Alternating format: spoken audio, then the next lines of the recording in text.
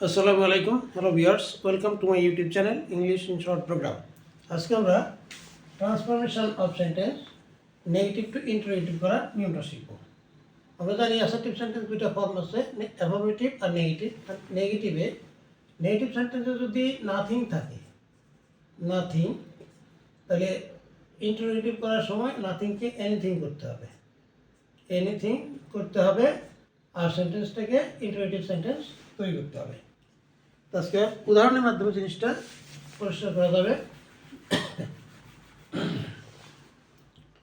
যদি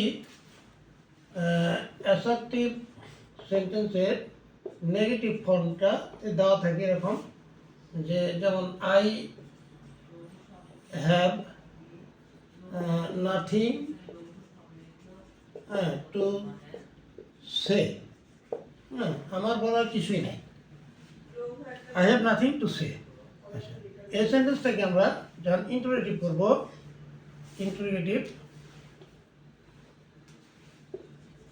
করব, তখন আমরা নাথিংয়ের জায়গায় এনিথিং লিখব, আর সেন্টেন্সটাকে ইন্টারোগেটিভ করব, হ্যাভটাকে আগে নিয়ে আসবো সাবজেক্টে। হ্যাভ আই নাথিংয়ের জায়গায় লিখব anything,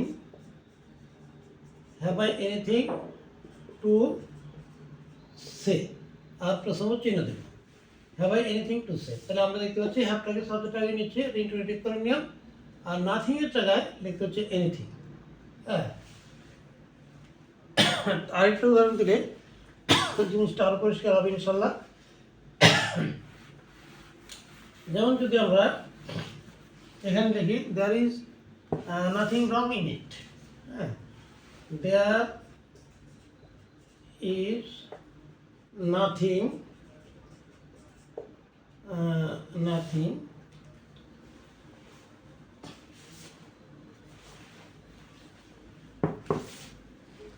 there is nothing wrong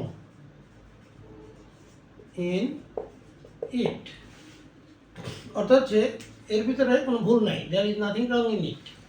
তাহলে এটাকে যদি আমরা ইন্টারোগেটিভ করি, তাহলে আমরা লিখবো, ইন্টারোগেটিভ করার জন্য ইজ ভার্বটাকে আগে নিয়ে আসবো আমরা, there is there, R nothing এর জায়গায় লিখবো anything, anything, is there anything, তারপরে রং,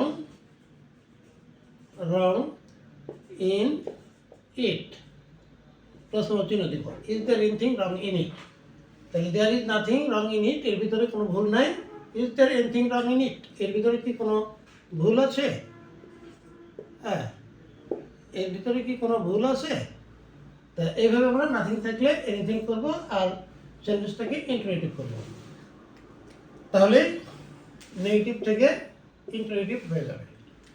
তা আজকে এ পর্যন্তই, আবার দেখাবো ইনশাল্লাহ নতুন ভিডিও নিয়ে। থ্যাংক ইউ অল, আল্লাহ হাফিজ।